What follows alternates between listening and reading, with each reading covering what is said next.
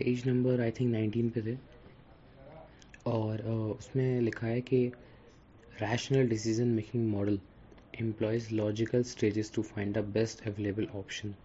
It entails examining many possibilities and making a decision based on trustworthy evidence or facts. Basically ये decision making का question है और इसके अंदर मैंने ये वाला थ्योरी वाला पार्ट ऐड कर दिया है. कभी कभी क्वेश्चन आ जाता है सी सेट के अंदर, वो पूछता है कि रैशनल डिसीजन मेकिंग क्या होती है. तो रैशनल डिसीजन मेकिंग होता है सारे फैक्ट्स को ध्यान में रखते हुए जब हम किसी नतीजे पे पहुंचते हैं और फिर हम फैसला करते हैं. सारी फैक्ट्स को इवेलुएट करने के बाद में पहले प्रॉब्लम आइडेंटिफाई करते हैं, उसके बाद में देखते हैं कि अच्छा डिसीज़न का क्या क्राइटेरिया है, क्या चीज़ें हैं हमारे पास में, किस तरीके से हम इसका सॉल्यूशन कर सकते हैं. और सारे फैक्ट्स को ध्यान में रखने के बाद में जब हम डिसीज़न लेते हैं बिल्कुल दिमाग से, उसे बोलते हैं रैशनल डिसीज़न मेकिंग. ठीक है, सारे फैक्ट्स, प्रैक्टिकलिटी, एक्चुअल जो चीज़ ग्राउंड पर होती है उसको देखने के बाद में हम जो सॉल्यूशन निकालते हैं वो होता है रैशनल डिसीजन मेकिंग. ठीक है, क्वेश्चन पूछा जाता है कि उसके नीचे वाला जो पैराग्राफ है उसमें ये है कि कम्युनिकेशन प्रोसेस के अंदर वो कौन होता है जो सबसे पहले इनिशिएट करता है, सबसे पहले शुरुआत करता है मैसेज सेंड करने की. तो जो सेंडर होता है, जो बोल रहा होता है या जो सेंड कर रहा होता है उसकी तरफ से सबसे पहले ये इनिशिएशन किया जाता है कि वो मैसेज एनकोड करे और सेंड करे किसी को. तो ये इम्पोर्टेंट है. अब उससे नीचे स्क्रॉल करते हैं.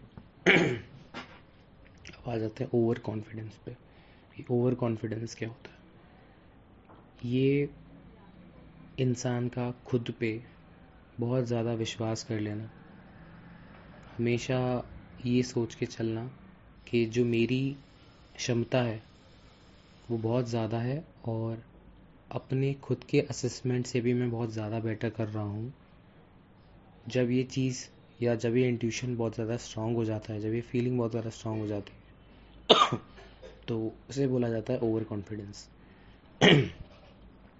ओवर कॉन्फिडेंस में इंसान क्या करता है, अपने एक्चुअल परफॉर्मेंस जो उसका एक्चुअल में होता है उससे ज़्यादा अपनी क्षमता मान लेता है. दूसरा, किसी दूसरे की परफॉर्मेंस को थोड़ा कम एवेलुएट कर देता है और एक्यूरेसी से भटक जाता है, ज़्यादा ही अपने आप को एक्यूरेट सोचने लगता है और बाकी और फैक्टर्स पे ध्यान नहीं देता. तो इसे बोलते हैं सेल्फ कॉन्फिडेंस. ठीक है ना, मतलब ओवर कॉन्फिडेंस. सेल्फ कॉन्फिडेंस बहुत ज़्यादा हो जाए उसे ओवर कॉन्फिडेंस बोलते हैं. सेल्फ कॉन्फिडेंस एक लिमिट में रहे, रियलिटी चेक में रहे, अपनी परफॉर्मेंस को जज करने के बाद में अपनी कैपेसिटी को पता रहे कि हम इतना ही कर सकते हैं, वो सेल्फ कॉन्फिडेंस है. ओवर कॉन्फिडेंस होता है कि अपनी कैपेसिटी को बहुत ज़्यादा आंक लेना कि हाँ नहीं मैं तो ये भी कर लूँगा, तो ऐसे ही कर लूँगा, कोई ज़रूरत नहीं है. तो ये है ओवर कॉन्फिडेंस. ठीक है, अब अगर हम उससे नीचे चलेंगे तो उधर लिखा हुआ है there are several elements that might interfere with listening. बहुत सारे एलिमेंट्स होते हैं जो कि जब हम लिसनिंग कर रहे होते हैं उस दौरान हमको भटका सकते हैं, इंटरप्ट कर सकते हैं. ठीक है, तो लिसनिंग की प्रोसेस क्या होती है, कितने स्टेप्स होते हैं उसके अंदर, वो दे रखा है. तो पहला स्टेप है रिसीविंग, हमने इन्फॉर्मेशन रिसीव करी. दूसरा अंडरस्टैंडिंग, हमने इन्फॉर्मेशन को अंडरस्टैंड किया. तीसरा रिमेंबर किया फैक्ट्स एंड फिगर्स को. चौथा इवैल्यूएट किया, इवैल्यूएट कर रहे हैं हम कि अच्छा उसने ये बोला था, इसका मतलब ये भी हो सकता है, उसका मतलब ये भी हो सकता है. उसके बाद में हम रिस्पॉन्ड कर रहे हैं. तो 5 हैं. एक तो रिसीव करना इन्फॉर्मेशन, दूसरा समझना, तीसरा उन फैक्ट्स को याद करना या रिमेंबर करना, चौथा उससे कुछ निष्कर्ष पे निकलना, इवैल्यूएट करना, पांचवा रिस्पॉन्ड करना. तो ये 5 स्टेजेस हैं एक्टिव लिसनिंग की. रिस्पॉन्स करना भी एक्टिव लिसनिंग की स्टेज है. फिर अगर हम चलते हैं तो नेक्स्ट पेज पर है, पेज नंबर आई थिंक तुम्हारे में 21 होगा या 20 होगा। Order of writing a press release. Press release कैसे लिखी जाती है? प्रेस रिलीज़ का क्या मतलब होता है कि जब हम पब्लिक से संवाद कर रहे होते हैं उसमें क्या होता है, उसमें बेसिकली एक हेडलाइन होती है। सबसे पहले हेडिंग होगी, फिर क्या हुआ था कल या क्या हुआ है अभी वो लिखा होगा, कब हुआ था ये लिखा होगा, और किसने किया है ये लिखा होगा। तो सबसे पहले हेडलाइन, क्या हुआ, कब हुआ, किसने किया, ये सीक्वेंशियल ऑर्डर होगा। एक तरीके से प्रेस रिलीज लिखना या फिर कोई खबर छापने का ऑर्डर यही होगा, हेडलाइन, ब्रीफ में क्या हो गया, कब हुआ था, किसने किया था, ये सीक्वेंस वाइज लिखा जाएगा। अब उससे नीचे चलते हैं तो नॉइज़ के बारे में पढ़ना है। नॉइज़ क्या होता है?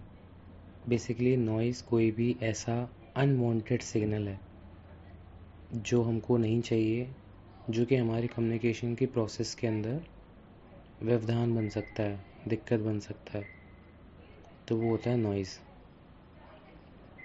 कोई भी चीज़ जो कि कम्युनिकेशन प्रोसेस को प्रॉपर्ली नहीं होने दे रही है या फिर जो आप समझाना चाह रहे हो उसका मीनिंग भी बदल दे रही है या फिर रिसीवर को मैसेज सुनाई ही नहीं दे रहा, ये सारी चीज़ें नॉइज़ होती हैं। ठीक है, अब नॉइज़ ने अपना कुछ असर डाला है कम्युनिकेशन पे या नहीं डाला, वो हम कैसे पता कर सकते हैं? फीडबैक से। अगर रिसीवर हमको फीडबैक अच्छा दे रहा है दैट मीन्स कम्युनिकेशन में कोई दिक्कत नहीं है। अगर रिसीवर कह रहा है कि मुझे आवाज़ नहीं आ रही या फिर कुछ गलत समझ रहा है दैट मीन्स बीच में कोई नॉइज़ है जो कि कम्युनिकेशन नहीं होने दे रही है। नॉइज़ कैसी भी हो सकती है, फिजिकल नॉइज़ भी हो सकती है, बैरियर, मेंटल बैरियर भी हो सकता है, तो ये सब हो सकती है। ठीक है, ये उसके बाद में नेक्स्ट पेज पर आते हैं, पेज नंबर आई थिंक 23 होगा या 22 होगा तुम्हारे में, इंटरपर्सनल कम्युनिकेशन। तो इंटरपर्सनल कम्युनिकेशन क्या होता है? जब दो लोग आपस में बात कर रहे होते हैं और इसमें एक इमोशनल टच होता है। इमोशनल टच क्या होता है कि बेसिकली जब हम किसी से बात करते हैं तो as human beings are emotional beings, तो कम्युनिकेशन इस वे में होता है कि दोनों एक दूसरे के इमोशंस को शेयर कर रहे हैं। फेस टू फेस कम्युनिकेशन होता है जहाँ पे लोग नॉलेज, सेंटिमेंट एक दूसरे के साथ में शेयर करते हैं, जिसमें tone of the voice, facial expression, eyes gestures, body languages, सारी चीज़ें बहुत ज़्यादा महत्व रखती हैं इंटरपर्सनल कम्युनिकेशन के। अब इसी वाले पैराग्राफ में जो इम्पोर्टेंट पॉइंट लिखा है उसके अंदर ड्रेस कोड के बारे में बात हो रहा है कि ड्रेस कोड क्या होता है। तो ड्रेस कोड एक तरह का इम्पोर्टेंट नॉन वर्बल कम्युनिकेशन है, क्योंकि ड्रेस कोड क्या दिखा रहा है कि आप फॉर्मल इन्वायरमेंट में या इनफॉर्मल इन्वायरमेंट में किस तरीके की ड्रेस आप पसंद करते हैं, वो आपका एक तरीके से मूड या फिर आपकी लाइकिंग को दर्शाता है। तो बहुत सारी चीज़ें दर्शाती हैं, तो ड्रेस कोड एक नॉन वर्बल कम्युनिकेशन के अंदर आएगा। ठीक है, अब नेक्स्ट हम आते हैं पेज नंबर 23 पे होगा या तुम्हारे में 22 पर होगा, मे बी 24 पे। इंटरपर्सनल कम्युनिकेशन फेल क्यों हो जाते हैं?